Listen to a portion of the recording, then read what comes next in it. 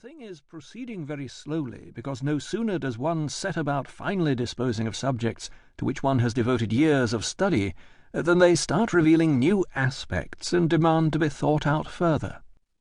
An obsessive perfectionist, he was forever seeking out new hues for his palette, studying mathematics, learning about the movement of celestial spheres, teaching himself Russian so he could read books on the country's land system.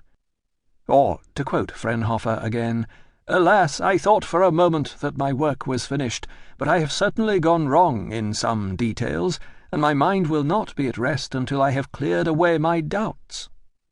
I have decided to travel and visit Turkey, Greece, and Asia in search of models, in order to compare my picture with nature in different forms."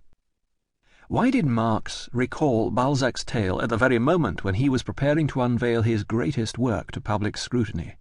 Did he fear that he too might have laboured in vain, that his complete representation of reality would prove unintelligible?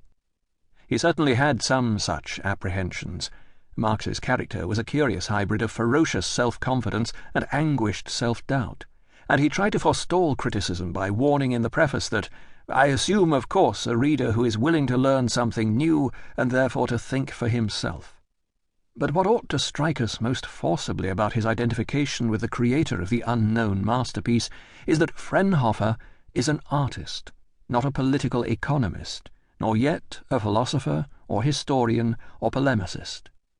The most delightful irony of all in the unknown masterpiece, noted by the American writer Marshall Berman, is that Balzac's account of the picture is a perfect description of a 20th-century abstract painting, and the fact that he couldn't have known this merely deepens the resonance. The point is that where one age sees only chaos and incoherence, a later or more modern age may discover meaning and beauty, Berman writes. Thus, the very open-endedness of Marx's later work can make contact with our time in ways that more finished 19th-century work cannot. Das Kapital reaches beyond the well-made works of Marx's century into the discontinuous modernism of our own. Like Fraunhofer, Marx was a modernist avant la lettre.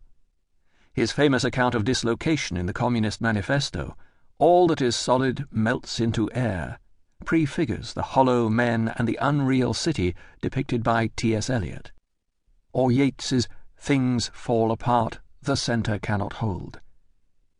By the time he wrote Das Kapital, he was pushing out beyond conventional prose into radical literary collage, juxtaposing voices and quotations from mythology and literature, from factory inspectors' reports and fairy tales, in the manner of Ezra Pound's Cantos or Eliot's The Waste Land.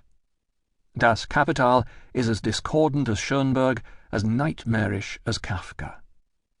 Karl Marx saw himself as a creative artist, a poet of dialectic. "Now, regarding my work, I will tell you the plain truth about it," he wrote to Engels in July 1865.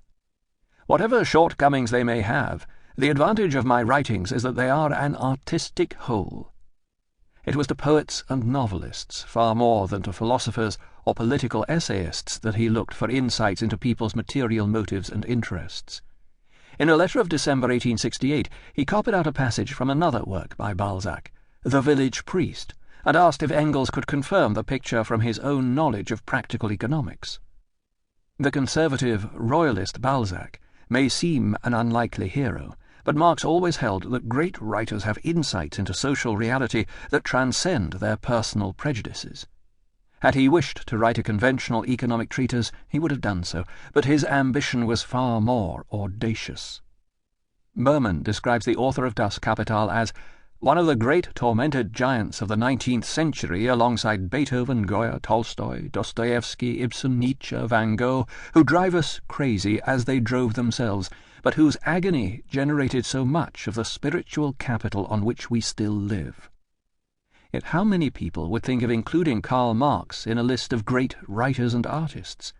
Even in our post-modern era, the fractured narrative and radical discontinuity of Das Kapital are mistaken by many potential readers for formlessness and incomprehensibility.